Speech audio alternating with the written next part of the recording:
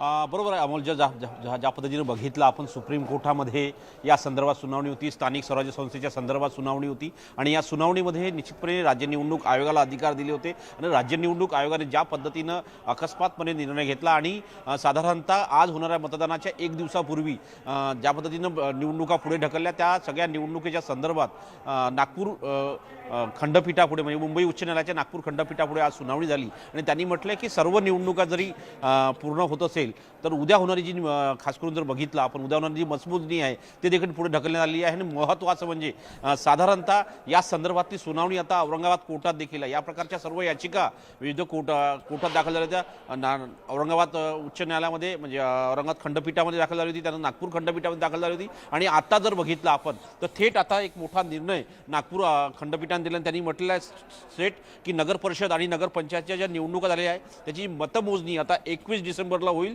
आणि ही एकत्रित मतमोजणी असेल। म्हणजे आता आज झालेलं मतदान आणि त्यानंतर 20 तारखेला होणारं मतदान, या दोनही मतदानाच्या दिवशीची जी मतमोजणी आहे ती 21 डिसेंबरला होणार आहे। याचा अर्थ असा होतो की राज्य निवडणूक आयोगाने जो निर्णय घेतला त्याला सर्वत्र त्याच्यावरची टीका होत आहे। एकीकडे देवेंद्र फडणवीस यांनी टीका केली, सुप्रिया सुळे यांनी टीका केली, सुप्रिया सुळेने तर थेट मागणीच केली आहे की ही निवडणूकच रद्द करण्यात यावी, कारण ज्या पद्धतीनं पैशाचा व्यवहार या प्रकरणात होत आहे। तर त्यामुळे या सगळ्या प्रकरणामध्ये अत्यंत महत्त्वाचा निर्णय आता मुंबई उच्च न्यायालयाच्या नागपूर खंडपीठाने दिला आहे आणि येत्या 21 डिसेंबरला आता मतमोजणी होणार आहे।